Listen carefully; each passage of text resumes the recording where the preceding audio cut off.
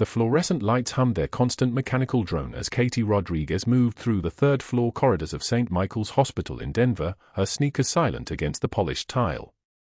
6 months. 184 days of keeping her head down, moving with practiced efficiency from room to room, her scrubs pale blue and anonymous, her voice measured and deferential. The antiseptic smell that most nurses grew immune to within weeks still registered in her neural pathways, not as a hospital marker, but as a signal. Alert. Aware. Never relaxed. She touched the faded unit patch sewn inside her jacket lining, the motion invisible to anyone watching. A ritual. A reminder of why she was here. The mission was simple in its brutality. St. Michael's ER had become a distribution point. Fentanyl, oxycodone, pharmaceutical-grade morphine, narcotics arriving in legitimate hospital supply shipments, diverted somewhere between receiving dock and locked pharmacy cabinet, then moving through a trafficking network that reached into 7 states. 2 DEA agents had already died trying to trace the supply chain.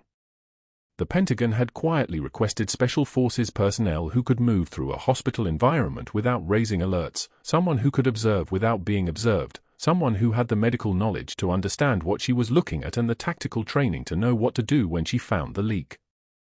They had sent Captain Katie Rodriguez, who had spent 13 years carrying a rifle and 10 of those carrying wounded soldiers through enemy fire in places like Tikrit. She had become someone else entirely. Dr. Marcus Mercer watched her from across the nurses' station with the calculating gaze of a man accustomed to power and unused to challenge. Ivy League credentials hung on the wall of his office, Columbia University School of Medicine, class of 1998. His suit cost more than most of the nursing staff earned in a month. His family name appeared on a charitable foundation that gave generously to the hospital's emergency medicine wing. He was the kind of man who assumed his presence elevated any space he occupied, and for the first 6 months, Katie Rodriguez had done nothing to disrupt that assumption. She had accepted his criticism with quiet nods. She had yielded positions in the break room when he entered. She had learned to move through St. Michael's the way she had moved through forward operating base Shank in Loga Province. Know the exits. Know the supply routes. Know which staff members were honest and which ones were looking for money. Establish patterns.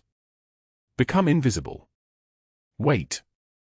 The veteran in room 304B had been admitted 3 weeks prior with pneumonia complicated by partial respiratory failure. Staff Sergeant David Chen was 28 years old, blind from an IED blast that had taken his sight and most of his left arm, his body decorated with tattoos that told the story of a man who had refused to surrender his identity to his injuries. And across his right forearm, impossible to miss, her name. Katie Rodriguez. In neat black script. Beneath it, Tikrit, 2015. Katie had seen it during her first assessment of his vitals. The world had not tilted. Her hands had not trembled. She had checked his oxygen saturation, his blood pressure, his heart rate, and moved on to the next task with the kind of methodical detachment that meant no one watching would have noticed anything at all. But her hands remembered. Her hands remembered carrying him 3 miles through streets where gunfire came from windows and rooftops, remembered the way his blood had soaked through her tactical vest, remembered the moment she had reached the coalition checkpoint and knew he would survive. He could not see her face. His eyes had been destroyed. But sometimes, when she entered his room, he tilted his head slightly, as if he were trying to match her voice to a memory. His voice came out rough when he asked, "Nurse, what's your name?" "Katie." "Katie Rodriguez," she said, keeping her tone level and professional. His fingers moved involuntarily toward the tattoo. That's a coincidence." "It is," she agreed, hanging the 4 bag from the pole with a quiet click. She did not tell him who she was. That was not the mission. The mission was opioids and supply chains and the careful documentation of theft that stretched across 700 miles. David Chen was a patient in room 304B. That was the extent of the relationship she could maintain. Anything else was a liability she could not afford. The work came first. Always. The break room smelled like burned coffee and the accumulated weight of staff who had worked too many shifts without enough sleep. Katie was refilling her water bottle at the sink when Dr. Mercer entered, moving with a kind of deliberate casualness that meant he had sought her out. She did not turn immediately. She finished filling the bottle. She capped it.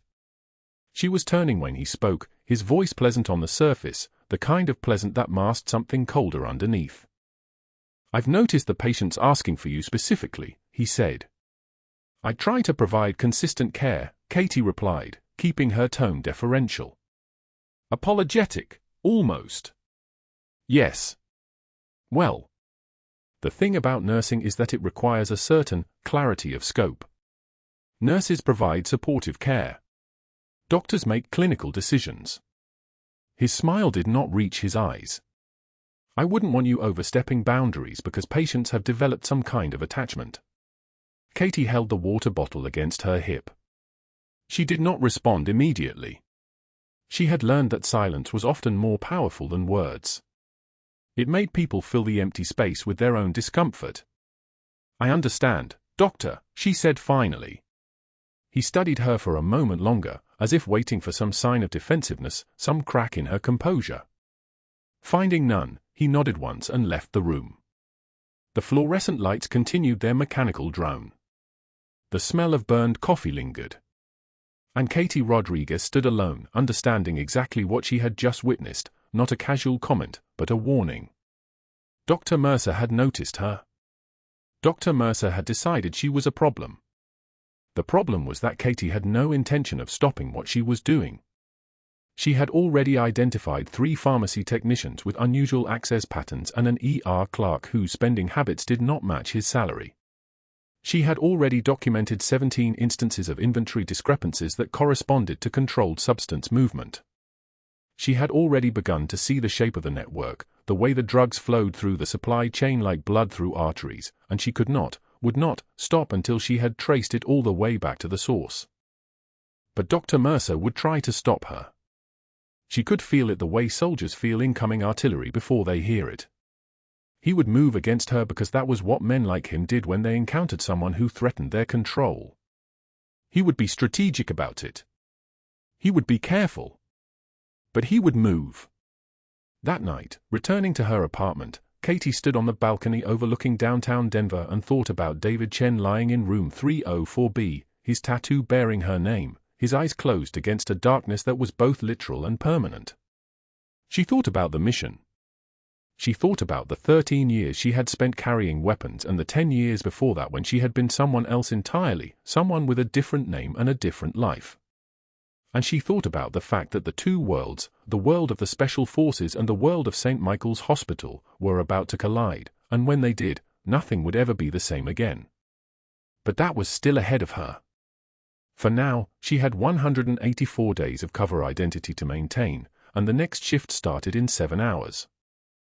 She sat 3 tables away, and he made sure she could hear every word. Dr. Marcus Mercer settled into the break room chair with the deliberate ease of a man who owned the space, the best seat, the one facing the door, the one that commanded sight lines to every corner. His voice carried the practiced casualness of a predator establishing territory. 2 residents flanked him, younger physicians eager for his attention, their loyalty purchased with the promise of letters of recommendation, trauma surgery rotations, a future that depended entirely on his goodwill. "Some nurses forget their place," he said, loud enough for the words to travel, loud enough for Katie to hear them settle into the air like sediment. She was reading a journal article, her posture unchanging, her hand steady as she turned the page. Her scrubs were the same pale blue as everyone else's, but somehow they made her visible in ways that made Mercer's jaw tighten.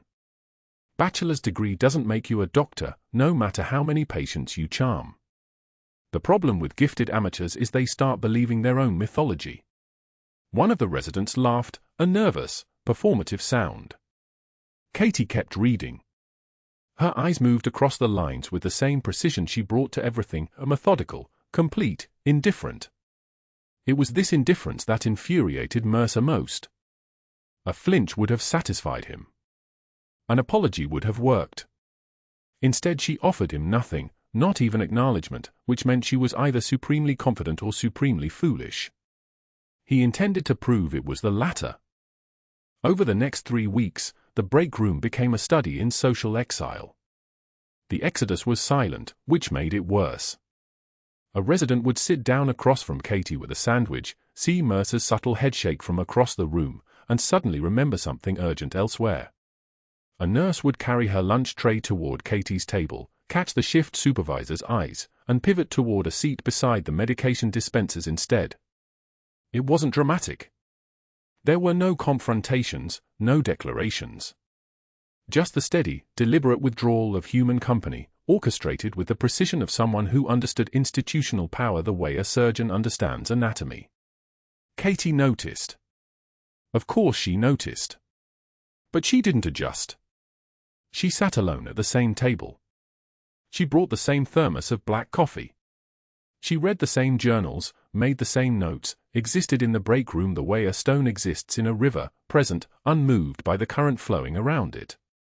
What Mercer didn't understand was that she preferred solitude. Solitude meant no one monitoring her interactions. Solitude meant her hands could shake slightly while she held her coffee cup without witnesses. Solitude meant she could close her eyes for 90 seconds and see the wall of the FOB in Tikrit, the dust hanging in the air like prayer, the weight of David Chen across her shoulders as she ran. Then she'd open her eyes, set down the cup, stand up, and return to the third floor with her composure rebuilt, molecule by molecule. 3 weeks into the campaign, Mercer escalated.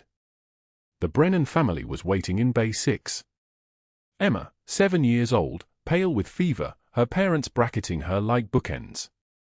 The chart read acute otitis media with a prescribed course of amoxicillin, standard, routine, the kind of case a third-year resident could manage in their sleep. Katie reviewed the medication order before administration, a habit formed by 1,000 hours in places where pharmaceutical errors meant death. She read the decimal point twice. Then a third time. The order read, 250 milligrams per dose. Standard pediatric. But the pharmacy had filled it for 2.50 milligrams per dose, a decimal point placed one space too far to the left. A single administration would be harmless. But Emma Brennan was scheduled for doses every 8 hours for 10 days. At 2.50 milligrams, the infection wouldn't just fail to clear, it would establish itself deeper, multiply in the absence of therapeutic levels, potentially leading to mastoiditis, meningitis, permanent hearing loss. Katie picked up the phone. "Pharmacy, this is Derek." His voice was always the same, efficient, unbothered, the voice of someone who'd filled 4,000 orders this year alone. "Derek, it's Rodriguez from 3. The Brennan order in Bay 6 is amoxicillin. You've got the decimal in the wrong position." A pause. She heard him typing, heard the soft click of a mouse. Oh, Jesus. Yeah, you're right. 250 milligrams, not 2.50. Good catch. I'll get a corrected label right now. She walked back to Bay 6 with the corrected medication, explained the situation to the Brennans in calm, measured terms, pharmacy error, no harm done, all systems working as designed. Emma's mother gripped her hand. Emma's father exhaled visibly. That's when Mercer's shoes appeared in her peripheral vision. "Nurse Rodriguez," he said. "A word. Now." The capital letters weren't spoken aloud, but they were there in his voice, in the sharp intake of breath, in the way he turned toward the nursing station and expected her to follow like a dog on a leash. She did follow, but not because he'd commanded it. She followed because it was the choice that kept her cover intact, the choice that allowed her to remain invisible, the choice that let her wear these scrubs for another 6 months. He positioned himself where the Brennans could see him, could hear him, could understand exactly what he was about to communicate. His voice dropped, not quieter, but more intense, the tone a superior uses when correcting a subordinate in front of witnesses. "This is exactly the unauthorized decision-making I've been documenting," he said. The words came out sharp, surgical, each one placed deliberately. "You don't have the training to question pharmacy orders. You're not a pharmacist. You're not a physician. You don't have the credentials to override any part of this hospital's protocols. This institution runs on protocols, not on your instincts. Your instincts don't matter here. Do you understand me? Katie felt the words the way a bullet feels cold before it enters. She heard them, processed them, catalogued them. Her jaw didn't clench. Her hands didn't shake. She looked at him with eyes the color of a desert after rain, clear, flat, empty of everything except the simple mathematics of survival. When he finished, she spoke. The difference between you and me, Dr. Mercer, is that I've actually had to keep someone alive when it mattered. The words were soft. The words were calm. The words were the most dangerous thing anyone in Bay 6 would hear that day. She turned and walked away before he could respond, her shoes moving across the tile with the same measured pace she used to walk through broken cities. Behind her, she heard him try to form words, heard the beginning of something, heard it collapse into nothing. The Brennan said nothing. The residents pretended to check vital signs. Emma Brennan's father looked at his daughter, looked at the corrected medication in Katie's hand, and made a calculation about which authority figure had actually saved his child's life. 2 days later, the formal reprimand appeared on the unit board. It was printed on official hospital letterhead, the kind of document that created a permanent record, the kind of thing that HR could reference if anyone ever asked questions. Katie's name was in bold, insubordination and unauthorized decision-making. The language was precise, clinical, the words of someone who understood how to weaponize bureaucracy. It cited her action exceeding scope of practice and creating a culture of protocol non-compliance. It was signed by Dr. Marcus Mercer, ER Medical Director, with a carbon copy to Human Resources and the hospital administrator.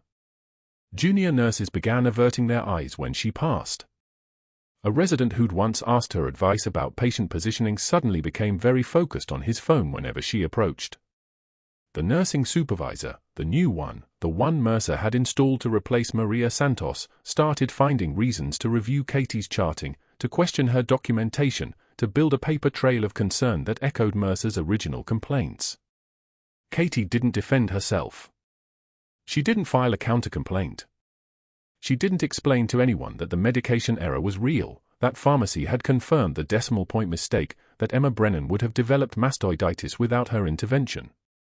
She simply absorbed the public humiliation the way a soldier absorbs weather, as an environmental condition, not a personal attack. That evening, during her break, she went to the supply room. The lights were fluorescent, humming at a frequency that made her teeth ache.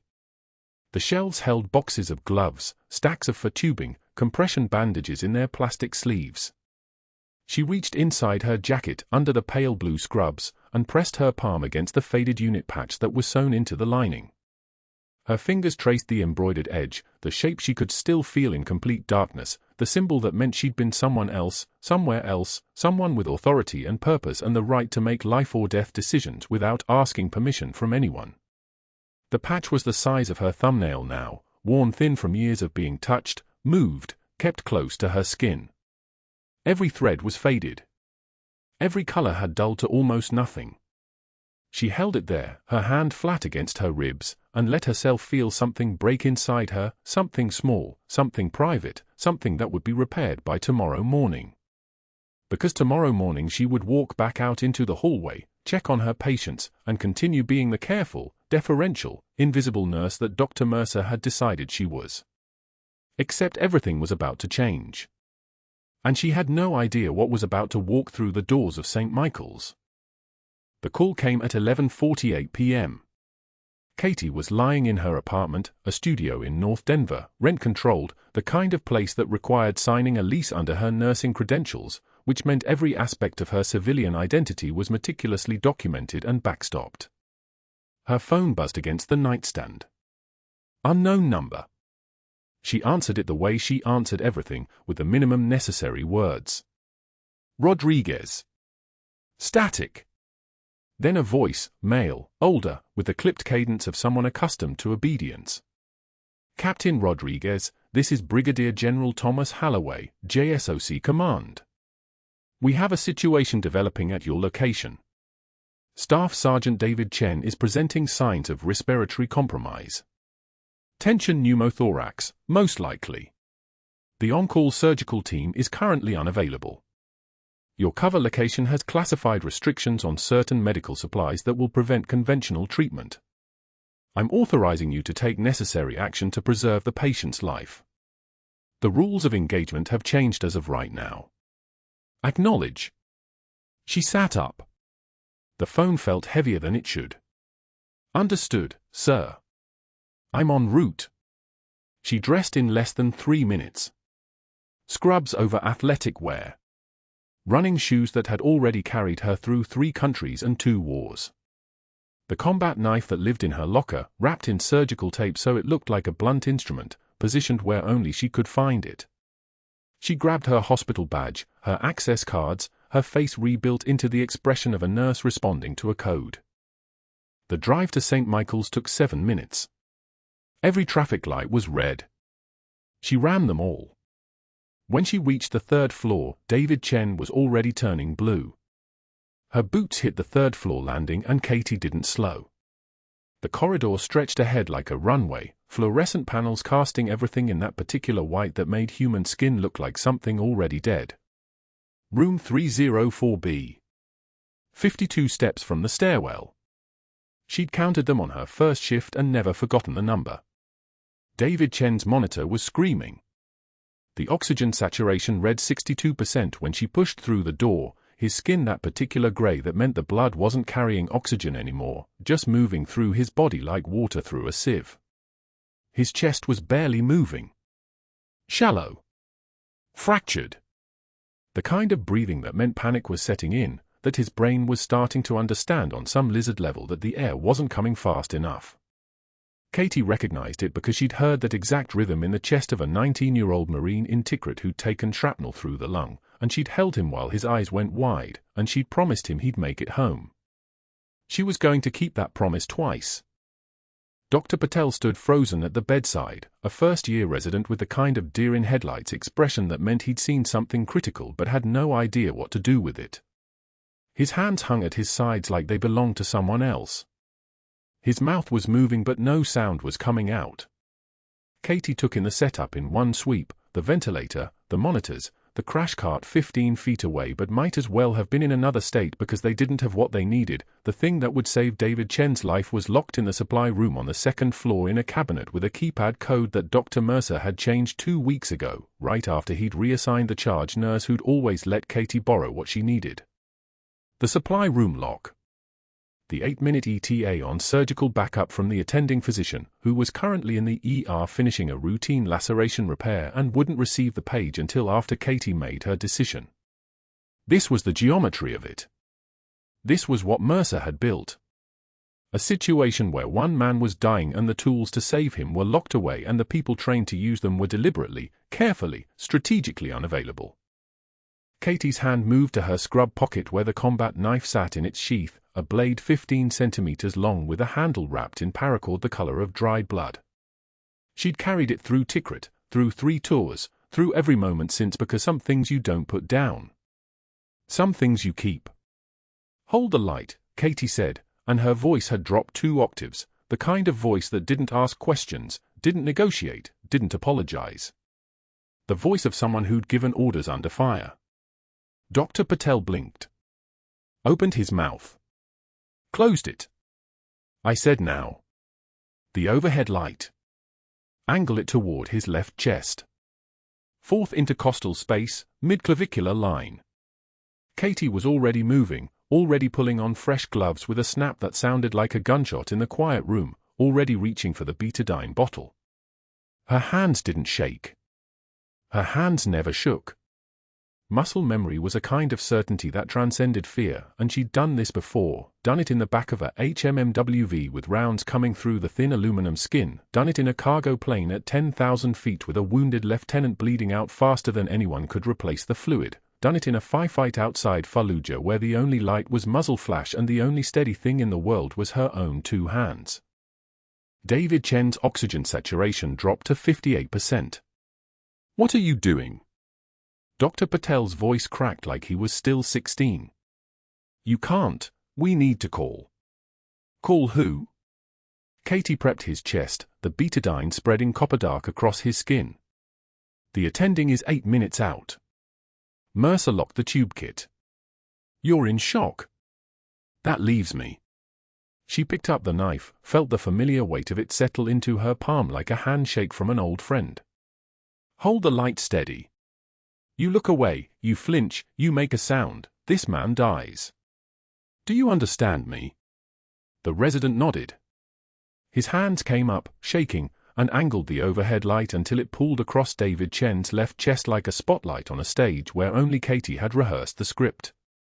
The incision went in smooth between the fourth and fifth ribs, the blade moving with the kind of precision that came from having done it too many times in places that didn't have anesthesia or sterile fields or the luxury of hesitation.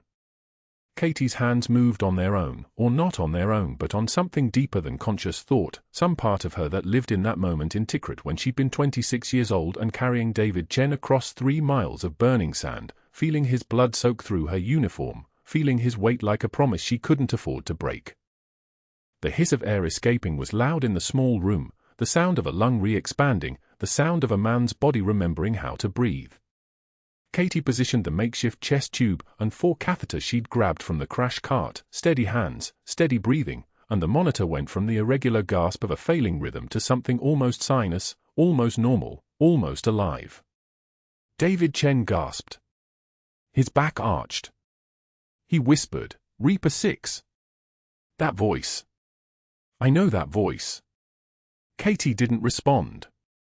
She was already cleaning the blood from her hands, already breathing at a rate that looked normal, already becoming the person who'd walked in here instead of the person who'd walked out of Tikrit covered in the blood of men she couldn't save. The combat knife went onto the instrument tray, deliberately visible, a piece of evidence she'd stopped trying to hide the second she made the incision. The resident was staring at her like she'd grown a second head. His mouth opened and closed without sound. "Get me a trauma surgical tray and 4 units of ONEG from the blood bank." Katie's voice stayed level, the voice of someone giving orders from muscle memory. "Call the attending and tell him patient had tension pneumothorax, needle decompression performed at 2,107 hours, now stable but needs to be in the OR in the next 30 minutes. Tell him to page me when he's 10 minutes out." She paused, looked at the resident directly, held eye contact with the kind of intensity that made people forget they had other options. "Can you do that, Dr. Patel?" The resident nodded. Didn't speak. Walked out of the room like someone had wound him up and let him go. Katie stood alone with David Chen for exactly 3 seconds. His eyes moved behind his eyelids, trying to track her voice, and she watched his hand come up across his chest, felt his fingers brush against her sleeve. She didn't move away. In Tikrit, he'd been the one dying and she'd been the one carrying him, and now the roles had reversed but the mathematics stayed the same, 2 people, 1 promise, and everything else was just noise. "The nurse who carried you," David Chen whispered. "She said my name. Over and over. Just to keep me awake." Katie didn't respond.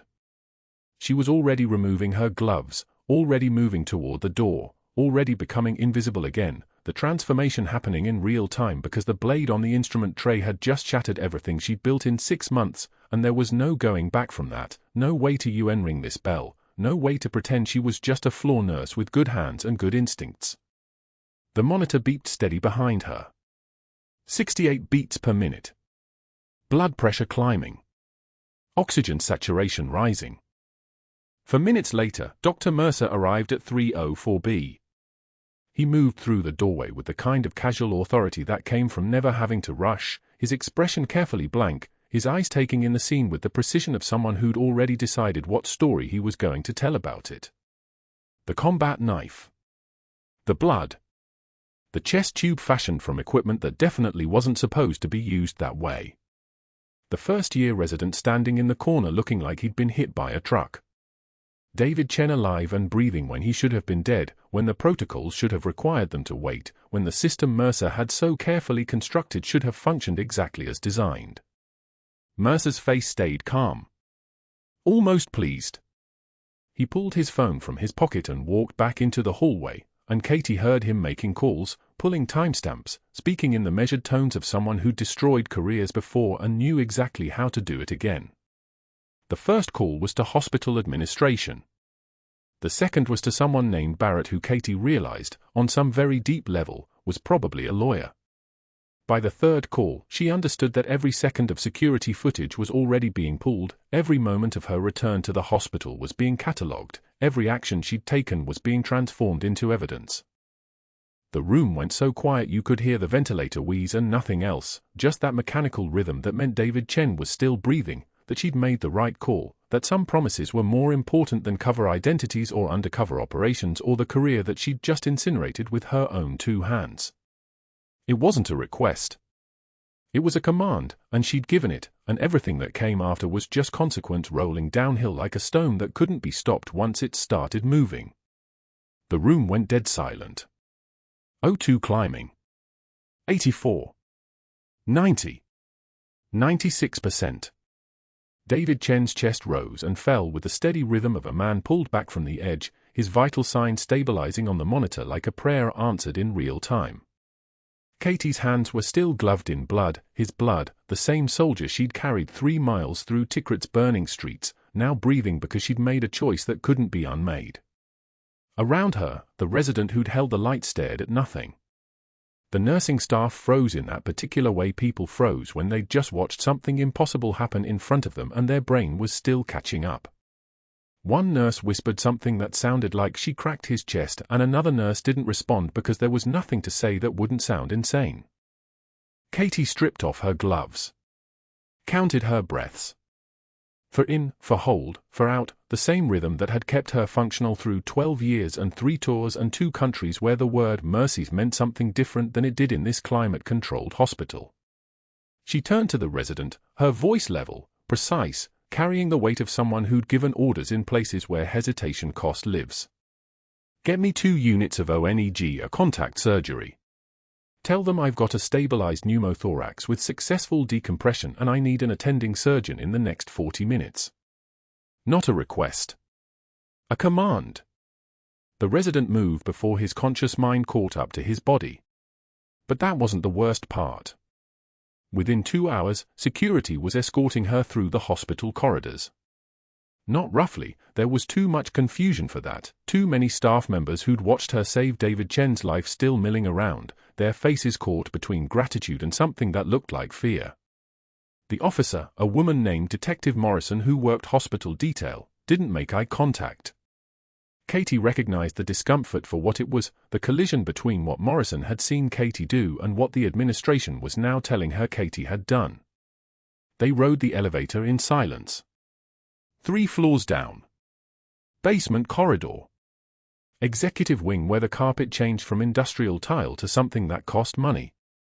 Dr. Marcus Mercer was already in the administrator's office, sitting at a mahogany conference table like he was waiting for his victory to be served on a silver platter. Mr. Walsh, the hospital administrator, a bureaucrat with the soft face of someone who'd never made a hard decision in his life, sat across from him with 2 security folders spread in front of him like evidence at a crime scene. Katie was gestured to a chair. The kind of chair that was slightly lower than the others, she noticed. A detail. Mercer smiled at her the way sharks smiled at things that were bleeding. Nurse Rodriguez. Walsh's voice was pained, the tone of someone delivering a diagnosis he knew would hurt. We need to discuss the events in the emergency department this evening. Mercer opened a manila folder with theatrical precision, the kind of man who understood that confidence was half performance. Security footage from 11:41 p.m., he began, sliding a still image across the table. It was Katie. Knife in her hand. David Chen's chest split open. She used a personal knife. A combat knife, actually. To perform a surgical procedure. Without authorization. Without a license. He leaned back in his chair, the gesture of a man watching his case assemble itself perfectly. We have 17 witness statements. All confirm she was giving orders in what several staff members described as a command voice. Not the voice of a floor nurse, but someone accustomed to authority. Military authority, possibly. Katie didn't move. Didn't breathe faster. Her hands rested on her lap, flat and steady, the hands of someone who'd done this kind of thing, the waiting, the judgment, the slow machinery of institutional power grinding toward an inevitable conclusion, enough times that it had the texture of routine. She'd sat in intelligence briefings while Brass decided whether she'd handled a situation correctly. She'd sat in hospital break rooms and let people talk about her while she drank her coffee. She knew how to absorb contempt without flinching. The difference was that this time, the contempt didn't matter anymore because her cover was already destroyed. Dr. Mercer has also brought some additional concerns to our attention, Walsh continued, pulling out another folder with the hesitant manner of a man who was reading from a script someone else had written. Pharmacy access logs show you've been pulling records beyond your authorization level. Patient charts you had no clinical reason to review. One of the files flagged included controlled substance inventory discrepancies going back 8 months. There it was. The moment Mercer showed his real hand, not just about the thoracotomy, but about Katie's investigation.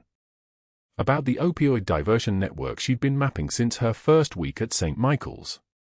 About the supply chain that led through hospital corridors and into the Denver distribution networks and up into the Sinaloa cartel operations that reached into Wyoming and Utah and Colorado. He'd figured out what she was doing. Not the full picture, he couldn't possibly understand the scope of Operation Nightingale, but enough to weaponize it. Your conduct leaves us no choice, Walsh said, and Katie heard the apology in his voice, which meant Mercer had already prepared this speech for him, probably rehearsed it, probably positioned himself as the voice of reason protecting hospital liability. You're suspended effective immediately, pending formal investigation.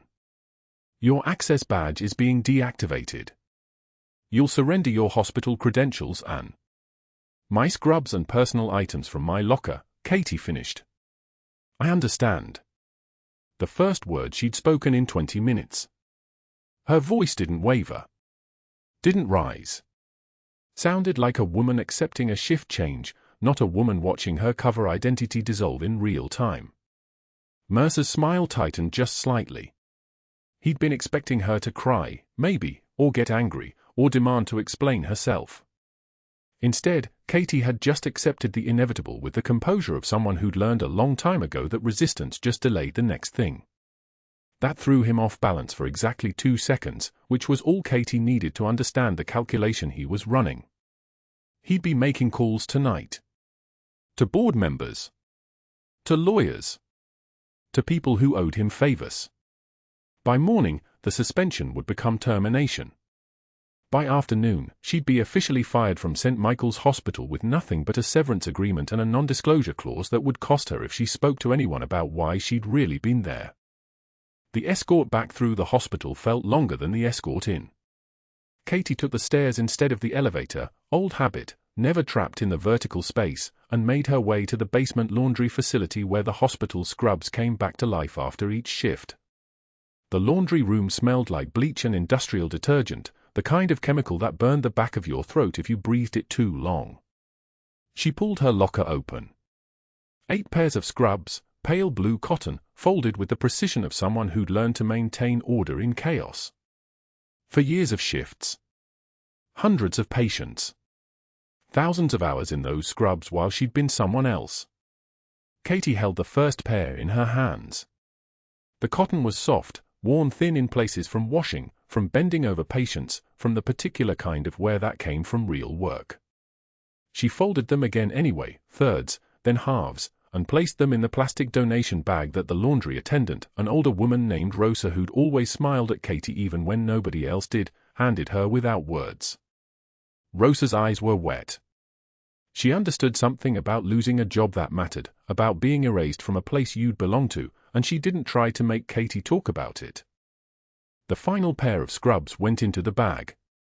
Katie sealed it, watching the pale blue fabric disappear under the plastic. 8 years of special forces and 1 classified operation and 3 weeks of humiliation and 1 desperate night where she'd saved a man's life in a way that shattered everything, and it all ended in a plastic donation bag in a hospital basement that smelled like bleach and surrender. She walked out of St. Michael's at 3:27 a.m. Rain hammered the parking lot, the kind of Denver storm that came up sudden and angry, like the sky was furious at something. Katie sat in her car for 40 minutes with the engine off and the radio off, just staring at her phone, waiting for it to ring with an unknown number that would mean the Pentagon had received her compromise alert. The message she'd typed out with shaking hands that weren't shaking, cover blown. Operation Nightingale compromised. Subject Mercer alerted. Not shaking from fear. From rage. From the particular kind of fury that came from watching someone try to destroy you for sport and realizing that the joke was on him, because he had no idea what he'd just set in motion. But that wasn't the worst part. The worst part was David Chen, lying in recovery room 304B, his lungs finally expanding fully, his vital signs climbing into ranges that meant he'd make it. He'd survived because of her. And he would never know that the voice that had saved his life twice, once in Tikrit and once in a Denver emergency department, belonged to the same captain whose name he carried tattooed on his forearm. The blind veteran would spend the rest of his life not knowing that the pale blue scrubs belonged to someone who'd chosen his life over her own mission. Over her cover. Over everything. Katie started the engine and drove home through the rain. Her phone finally lit up at 4:23 a.m. with a message from an encrypted number, acknowledged. Stand by for contact. Do not discuss with anyone. We're coming to you. 2 days. That's all it would take before the Pentagon walked through that hospital administrator's office doors and changed everything. The hospital administrator's phone rang at 2:27 p.m. on a Wednesday, 2 days after Katie's termination letter had been filed and sealed in the personnel database. The emergency board meeting had already begun in the 15th floor conference room, Dr. Mercer presenting his case with the careful precision of a man who destroyed reputations before and knew exactly which angles would stick. He'd brought the security footage. He'd brought witness statements. He'd brought his Ivy League credentials arranged like armor across the mahogany table. The hospital's chief counsel sat across from him, nodding with the particular approval of someone who understood that liability mitigation came before uncomfortable questions. The elevator doors opened on the ground floor at 2:51 p.m. Miguel Rodriguez, 16 years old and wearing his ROTC dress uniform, stepped into the hospital lobby carrying a shadow box he'd been explicitly forbidden to touch. His hands trembled, not from fear but from the weight of what his mother had been protecting. The glass front caught the afternoon light in geometric patterns as he approached the security desk, asked for the administrator's office, and was redirected to the 15th floor. He rode the elevator alone, watching the numbers climb 8, 5, 8, 12, 15. The doors opened to silence. The conference room doors were closed. Miguel didn't knock. He turned the handle and stepped inside while the hospital administrator was mid-sentence about egregious protocol violations and misrepresentation of credentials. Every face in the room turned. Dr. Mercer's hand froze halfway to his coffee cup. Miguel walked to the table. His voice cracked slightly, the only tremor he'd allow himself. "Mom, they need to see these." He opened the shadow box. The silver star caught the fluorescent light first, its silver rays seeming to glow against the blue ribbon. Below it, 2 purple hearts, medals that only exist because you've bled in a uniform most people don't understand. The hospital administrator's pen dropped.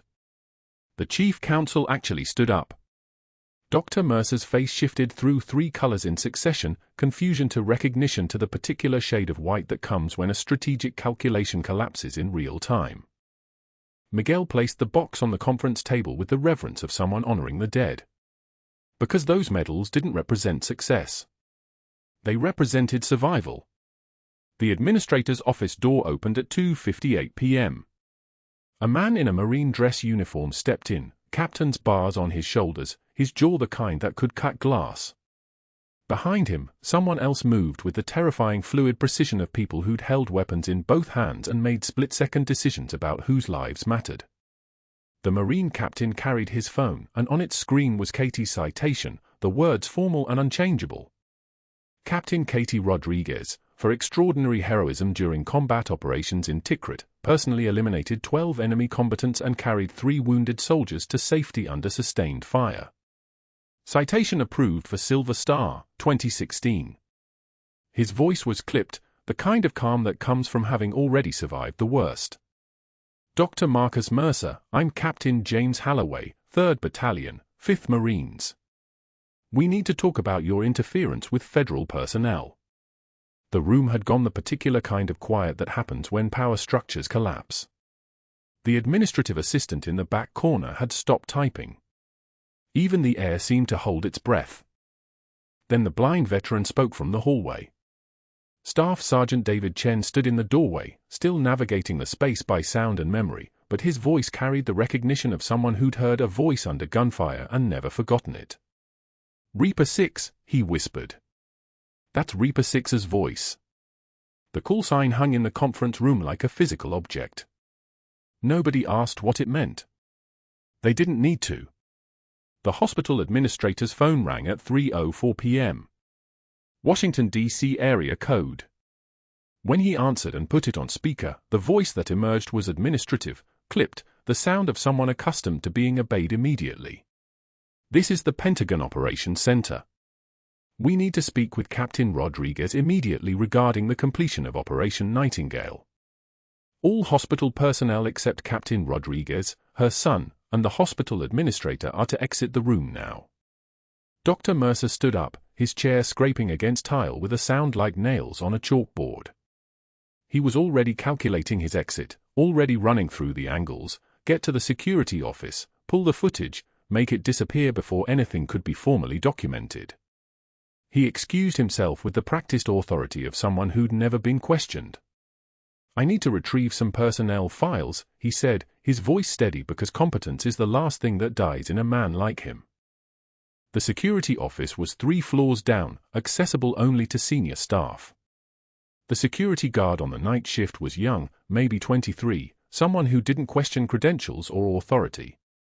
Dr. Mercer had trained himself to recognize men like that, men who wouldn't look up from their screens if you walked past carrying classified documents. He slipped into the security office and closed the door behind him. "I need to review footage from the restricted supply cabinet," Dr. Mercer said, his voice already spinning the narrative. "Hospital liability. There was a breach last week. I need to see the timestamps." The guard didn't question. That was the beauty of hierarchy, it could be weaponized like a scalpel. Dr. Mercer isolated the security system, pulled up the restricted supply room footage from the night David Chen crashed. There, his access card entering the override codes on the supply cabinet lock. His login timestamp in the pharmacy database system. His reassignment order for charge nurse Maria Santos, carefully timed to remove anyone who might question his authority. He could see it all on the screen, recorded and permanent as a confession. His fingers moved to the delete key. The progress bar crawled across the screen, 5%, 12%, 20%. He was going to erase it all. The footage would vanish. Without documentation, it became hearsay. Without hearsay, it became Katie's word against his credentials. His Ivy League diploma would outweigh her accusations. It always had. 30%. The door opened. Marcus Webb stood in the doorway like the answer to a question Dr. Mercer had never wanted to ask.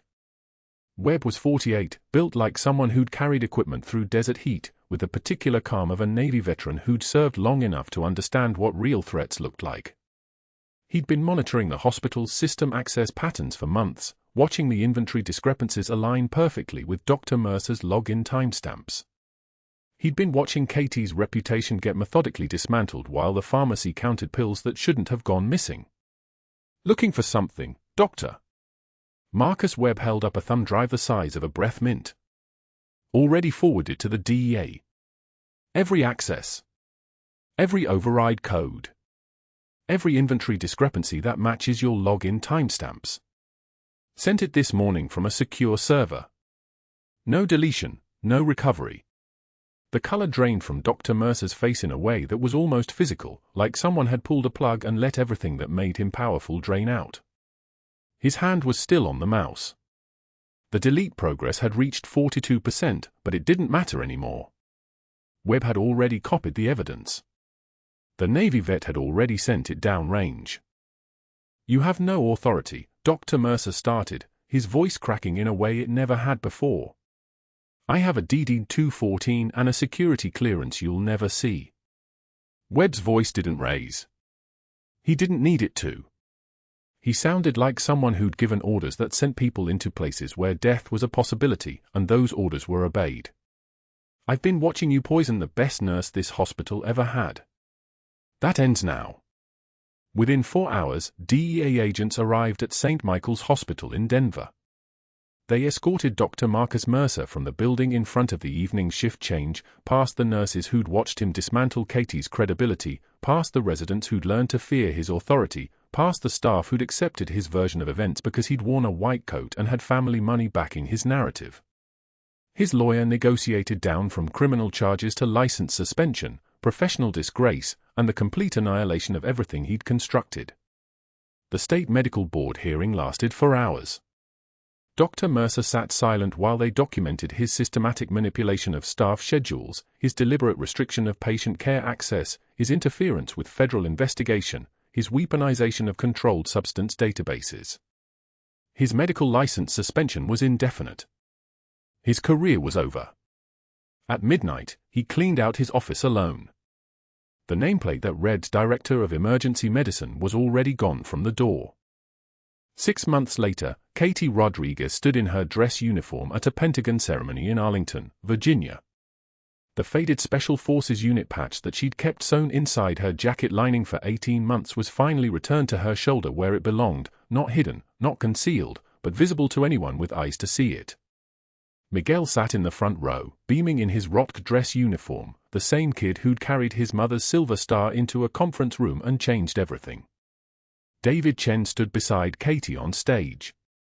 The VA surgery had restored enough of his vision to see shapes, to recognize faces, to finally understand that the voice matching the name on his forearm belonged to the woman who'd carried him 3 miles through enemy fire in Tikrit and then saved his life a second time with a combat knife and hand steady as surgical lasers. He was crying. A brigadier general pinned a Defense Meritorious Service Medal to Katie's chest. Operation Nightingale's evidence had led to 8 arrests in the opioid trafficking network, 2 pharmaceutical representatives, 3 hospital supply chain coordinators, a medical director at another facility, and 2 cartel intermediaries. The trafficking pipeline that had cost lives across a 3-state region was dismantled because one captain had stayed undercover long enough to gather the proof. Someone spotted Dr. Mercer 2 weeks later, teaching CPR basics to bored teenagers at a community college 40 miles outside Denver for minimum wage. His kingdom had been reduced to a borrowed classroom and a plastic mannequin named Resuscian. He was explaining chest compression technique to students who didn't know he'd once directed an entire emergency department. They didn't know his name. They would never know it mattered. Katie returned to active duty, splitting her time between Walter Reed and training the next generation of Special Forces medics. On her final day at St. Michael's Hospital before deployment, she found a note in her locker from the laundry attendant, a woman who'd folded Katie's pale blue scrubs every shift for 6 months, always knew you were someone special. Thank you for your service. Both of them. Katie touched the unit patch on her shoulder and thought of the soldiers she'd carried, the patient she'd protected despite everything, the mission she'd completed while pretending to be someone she wasn't. Sometimes the bravest warriors carry stethoscopes, not guns. If this story resonates with you, subscribe to see more tales of hidden strength and unexpected courage. Like this video if Katie's journey challenged how you see the quiet people in your life. Comment below, what would you have done in her position, saved him and lost your cover, or walked away to preserve the mission?